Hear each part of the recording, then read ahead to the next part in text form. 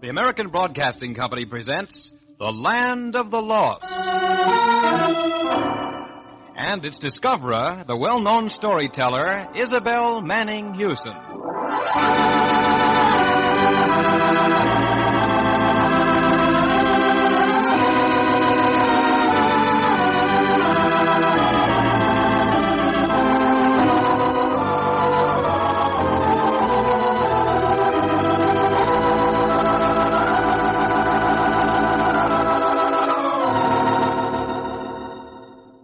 To go exploring in an enchanted realm at the bottom of the sea, the place where all lost things go. There's only one way to get there, and that's the way my brother Billy and I go, on a fast ocean current that rushes down, down to a world of shimmering green magic, to the land of the lost. Our guide, the wise talking fish Red Lantern, is the jolliest denizen in all the briny deep. He's twinkling along ahead of us now like a crimson lamp as we enter the kingdom. But wait, there's another fish calling to him. Hi, Red Lantern. You going to the meeting? What meeting, Mr. Finwoody? Well, don't tell me you've forgotten that the Equinox Council meets today. Christopher Columbus, so it does. Are my scales red? You'll have to excuse me, Small Fry. Well, what's the Equinox Council, Red Lantern? A Society for Safety, Isabel. Oh, but I don't understand. You see, the equinoctial storms are due shortly, and we have to make preparations against possible damage to denizens' property. That's right. A drop of prevention is worth a quart of cure, you know. I'm afraid you pollywogs will have to go exploring on your own this morning. Well, okay. Meet you at the terminal, though, in time to catch the flash. Now, don't be late. We won't, Red Lantern. Now, Billy, where to? Gosh, let me think. There are so many places we haven't been to. Hey, what's all the excitement back at that old mill over there? Well, you can't see, Billy. There's a high wall that shuts the whole place off. There she goes again! Stop her! Stop her! Oops, too late. Ouch! Oh, Billy, did you see? It's a bonnet, a pretty blue bonnet. Somebody threw it right over the mill. Oh, no, they didn't. Huh? I jumped over myself. You jumped over by yourself? What for? Oh, just for fun. Sometimes I get tired of being cooped up in there. Bunny, come back inside, quick! Oh, my golly, another hat, a little one. Oh, it's just my brother, Beanie. Oh, please, Bunny, you're not supposed to come out here. Father will be awfully angry if he hears about it. You know he's liable to put you back on the shelf again. Oh, all right, Beanie. Hey, where'd you come from anyway? What's on the other side of that wall? Why, the Hattery, of course. Uh-huh, where the lost hats live. The entrance is right here through the old millinery mill. Oh, I wish we could go in with you. Well, why not? Can't we take him along, Bonnie? Of course. Just follow me.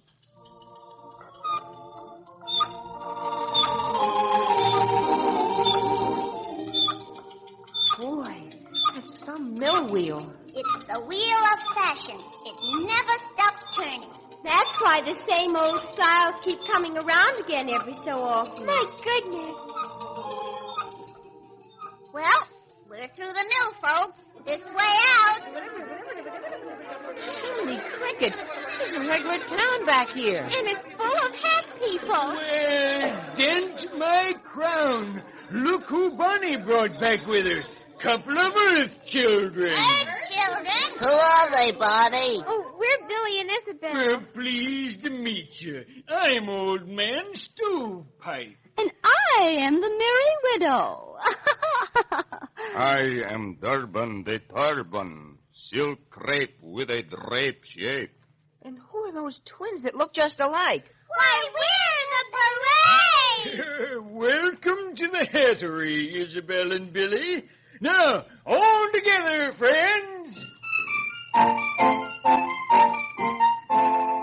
Take us one and all, short and tall. We're a stylish and a picturesque assortment. Some assortment. You'll find us every color, shape, and size, we are millinery models of deportment. Of a department. And we like to think we're easy on the eyes, on the eyes. A bonnet's chief ambition is to flatter. A merry widow needs a pretty face. In a Panama, a heat wave doesn't matter. Doesn't matter. A fedora hat is never out of place. Oh, no. But just remember, anywhere you go, go, go, the most important thing is your chapeau. Don't you know? The most important thing. The very most important thing. The most important thing is your chapeau. Well, I never. Perdón, señorita. Would the señorita perhaps like a guide to show her the town?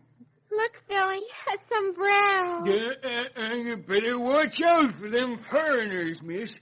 This fella's kind of a shady character. Have a care, Senor Stovepipe, how you give the insult to me.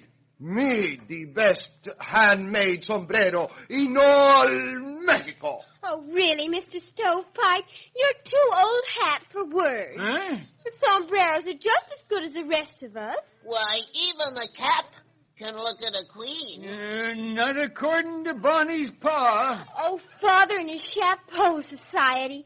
If he had his way, I'd have to go around in a veil all the time, like the Empress Eugenie. Remember, dear, a bonnet must always act in a becoming manner. You come of very superior stock. Well, I'm tired of hearing about it. Father thinks he's going to marry me off to a stiff old derby or one of the Homburgs. But just you wait till the right hat comes along. I'll show you. Uh-oh, now she's mad. Oh, dear. Such a little flyaway. Whatever will become of Who's that? What's that noise? Hey, everybody! Look who just flew in! Oh, get along, little dog. Oh, brother! It's a great big cowboy hat with a rattlesnake band.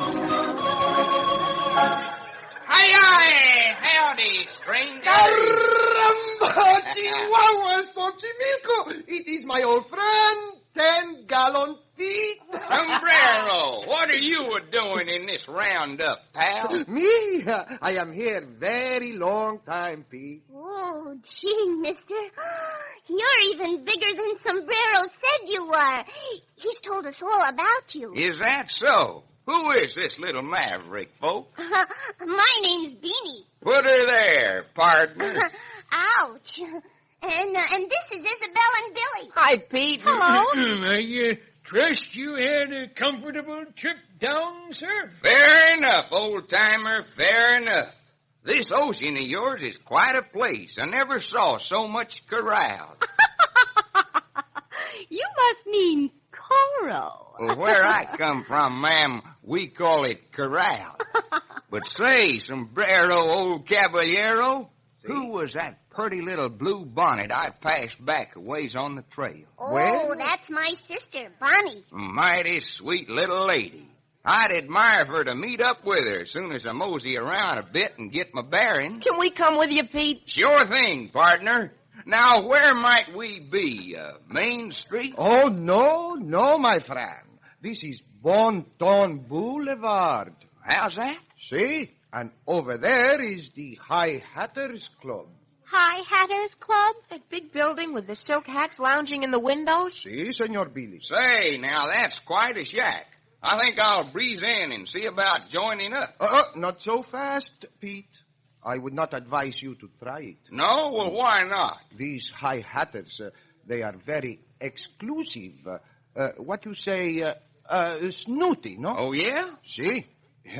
It is not for the likes of you and me. Speak for yourself, zombie. There ain't no outfit in this hat's town too good for 10-gallon Pete. Let's get rolling. Oh, not me, amigo. Not me. Sombrero is not looking for trouble. We'll go with you, Pete. Come on, Isabel. Oh, my, what What an elegant place. Look, it has a hat brush for a doorman. Yes, quite so, madam.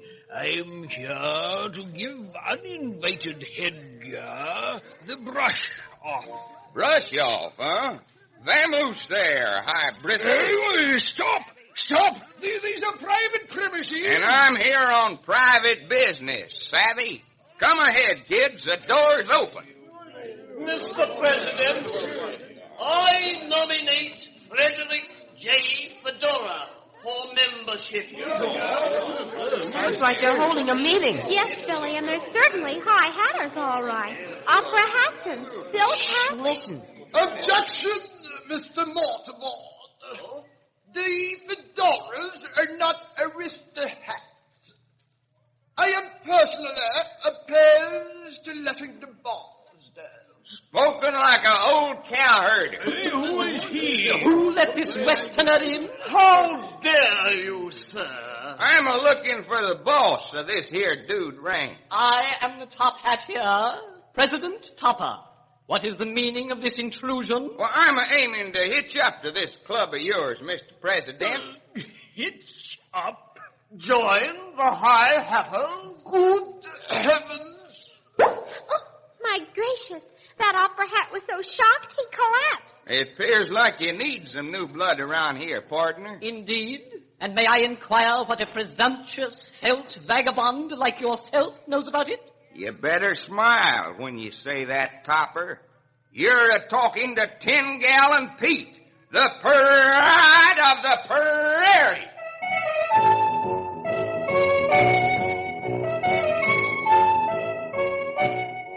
Out west where the rangers and cattlemen ride, you'll hear of a hat that's a half a mile wide, with a high satin crown and a roll to his brim.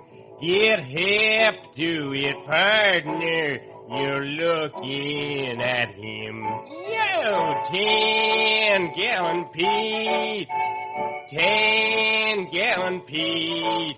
He's got all the hats in the cow country beat. 10-Gallon Pete, 10-Gallon Pete. So move over, stranger, and give him a seat.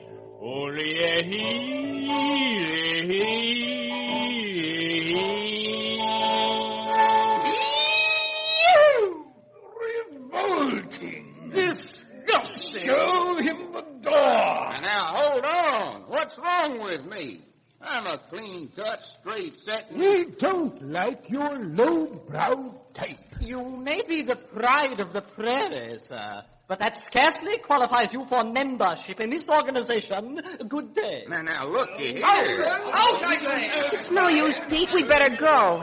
Indeed you had, sir, and be glad we didn't call the police. Well, of all the gosh darn ornery... So, Pete, they throw you out, no? They rode herd on me, all right. I guess I just ain't fancy enough.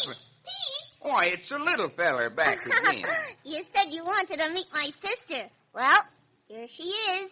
Bonnie, meet 10-Gallon Pete. How do you do, Pete? Well, ma'am, this here is an honor. I've always wanted to meet a real Westerner. Why, thank you, ma'am. You're so different from the other hats around here. So bold and dashing and handsome.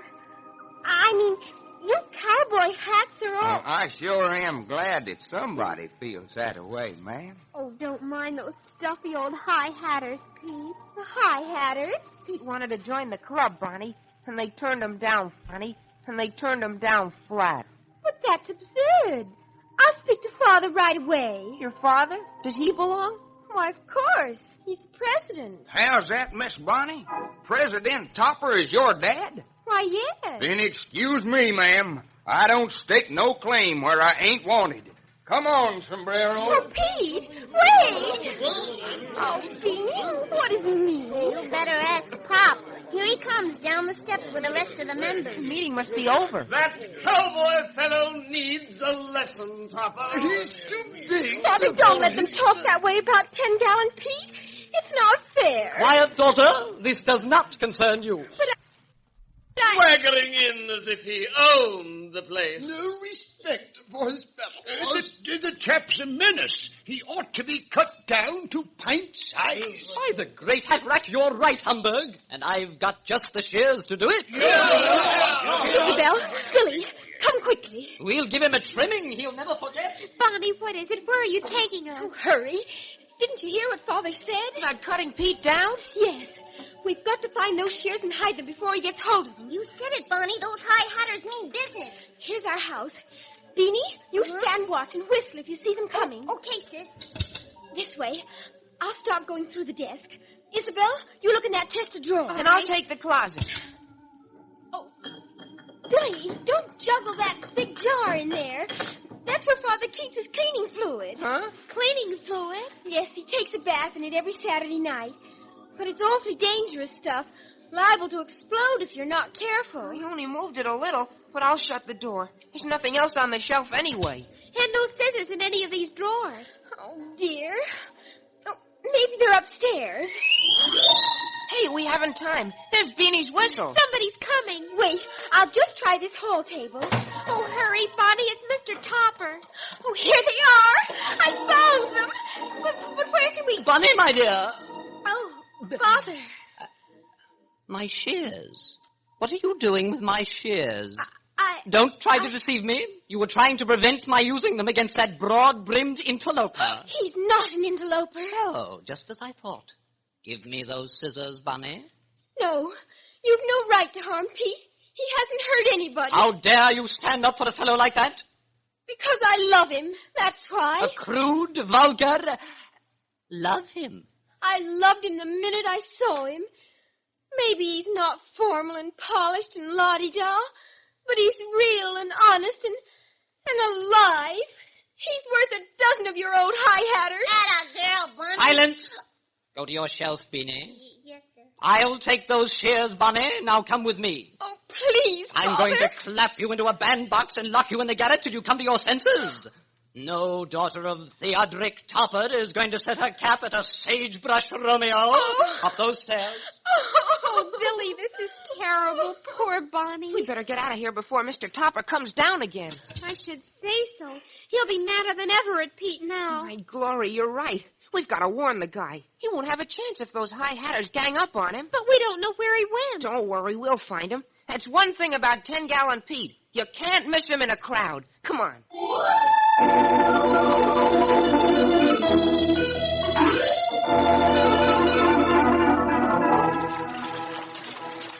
There he goes, Isabel. Just turning the corner. Hey, Pete! Pete, wait a minute. Whoa there! What's the matter, little lady? Oh, we came to warn you, Pete. The high hatters are out to get you. They're going to trim you down. How's that now? Cut your brim off with Mr. Topper's shears. Bonnie tried to hide them from her father, but... Gosh, all tumbleweed! Miss Bonnie did that. Yeah, but it wasn't any use. Mr. Topper took them away from her and locked her up in the garret. He's just furious because Bonnie told him she loved you. Me? Miss Bonnie said so herself. Yes, but I think... Whoa, yo! Hold on, Pete. Never mind that now. You've got to get away before... Get away? What sort of a low-down coyote do you think I am? 10-gallon Pete ain't a-gonna stand for his lady love being treated that-a-way. Just you tell me where she lives at, partners. Back on the next block, that house with the red Then roof. that's where we're a-heading. But, Pete... Now, don't you fret. I aim to ask old Topper far and square to let me court Miss Bonnie.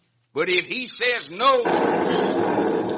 My golly, what was that? It sounded like an explosion. It weren't far off. I see smoke up ahead there. Look, you can see the flames. Oh, Billy, it's Bonnie's house. Out of my way there. Back!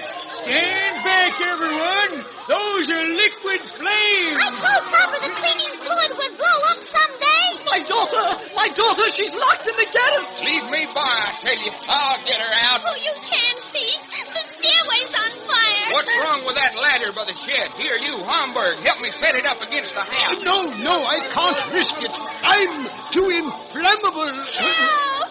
Help! There's Bonnie, way up in the window. But the flames, they're shutting her off. Hang on, gal.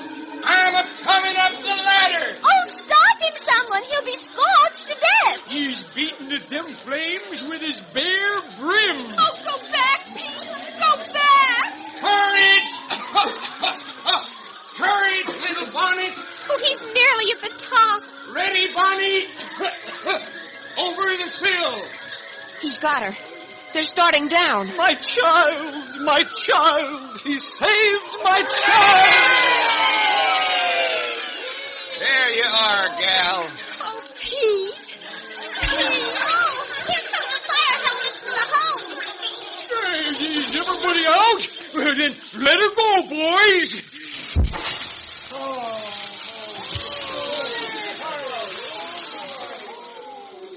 Bonnie, are you all right? Oh, yes, Father. But Pete, look at him. Just a little singed, that's all, Bonnie, honey. Sir, I owe you more than an apology. Well, that's all right, Mr. Topper. I guess I am kind of a rough, tough hombre. My boy, you're a hat in a million. And if you're willing to put up with me as a topper-in-law... That's tops with me, partner. All I want in the world is a privilege of being tied to this little lady's bonnet strings for life. Oh, Pete, my sweet.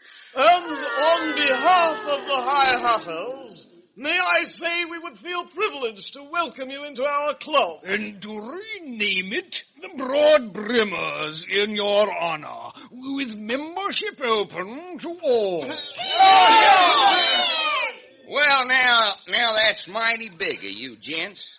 And in case you're interested, I'm no slouch hat myself when it comes to ancestors. You mean you actually have a pedigree, Pete? Mr. Topper, I don't aim to boast none, but my great-great-grandfather was the original Stetson. The original Stetson?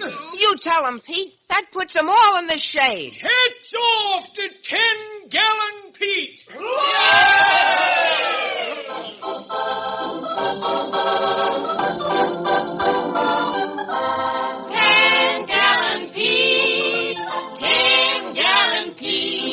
He swept all the high hatters right off their feet. 10-gallon Pete, 10-gallon Pete.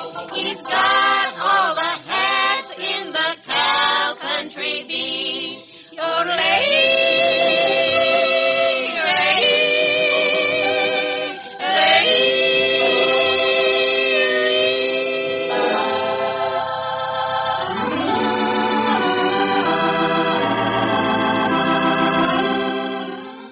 Lucky 7-time, Pollywogs. But first, listen to me carefully and with your whole attention. You are in danger of losing this program, The Land of the Lost. Yes, I mean that.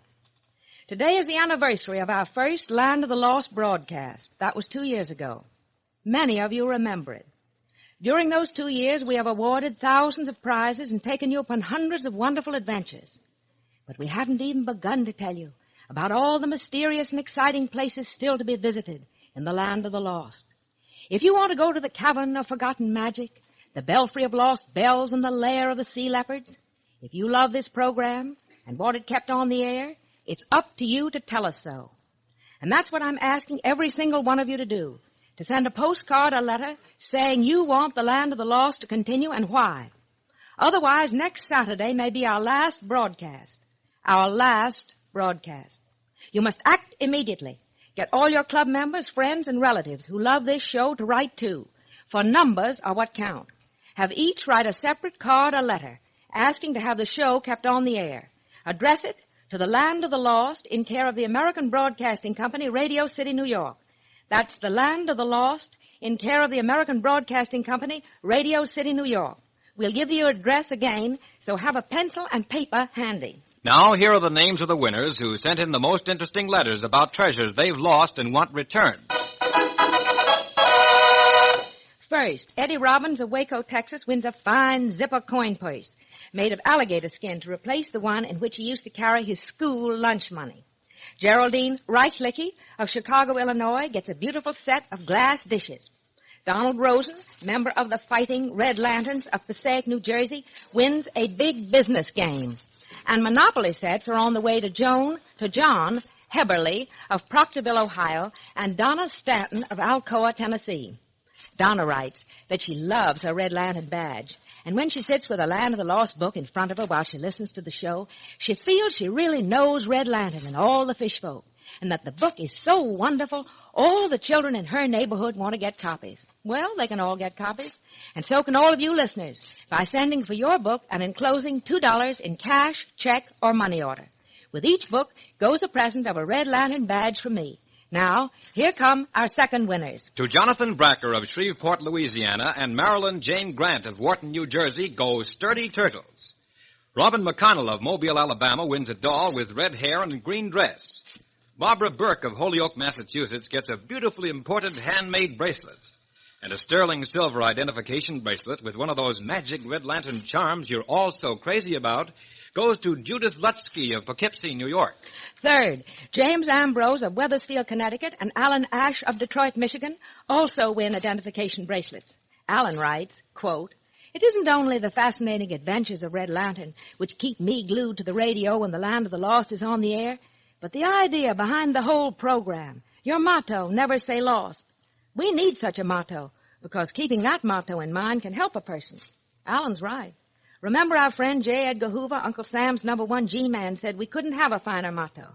So stick to it, Pollywogs. Fourth, the winners of fine pocket knives are Lloyd Walker of Kansas City, Missouri, Bob Bano of Windsor, Ontario, Bobby Sharp of Ada, Oklahoma, Wayne McClammy of Mobile, Alabama, Sammy Joe Powell of Orange, Texas, and Alan Jackson, member of the Helping Hand Land of the Lost Club of Osseo, Michigan. Fifth, Margaret Rosencrantz, member of the Captain Pine and Henrietta Doll Club, wins a gold and white fountain pen. And Joan Hillsley of Larchmont, New York, gets a bottle of green ink so she can be a working member of the Land of the Lost Ink Club. Sixth, beautiful rings are on their way to Jerry Cahill of Atlanta, Georgia, Lee Ann Chasen of Arverne, New York, Barbara Morrison of North Bennington, Vermont, Carol Ann McIntosh of Texas City, Texas, Ernestine Garner of Chicopee Falls, Massachusetts, Virginia Daniels of Brooklyn, New York, and Bernice Hauser, president of the Land of the Lost Club of Winston-Salem, North Carolina.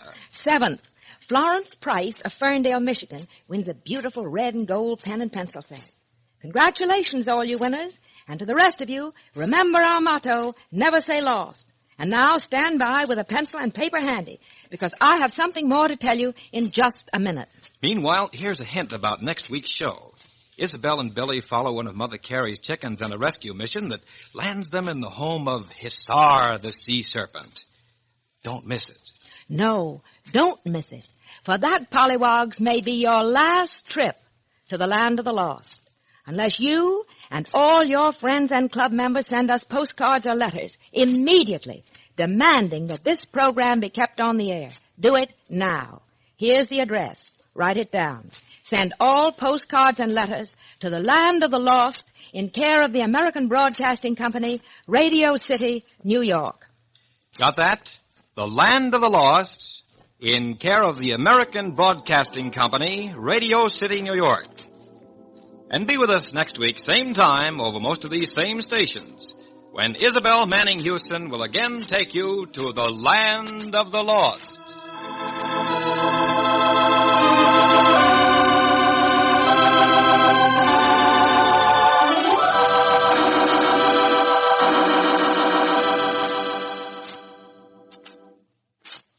The Land of the Lost is an original story by Isabel Manning Houston. The director is Cyril Armbruster. Vocal arrangements by Peggy Marshall. Musical background by Gene Perazzo.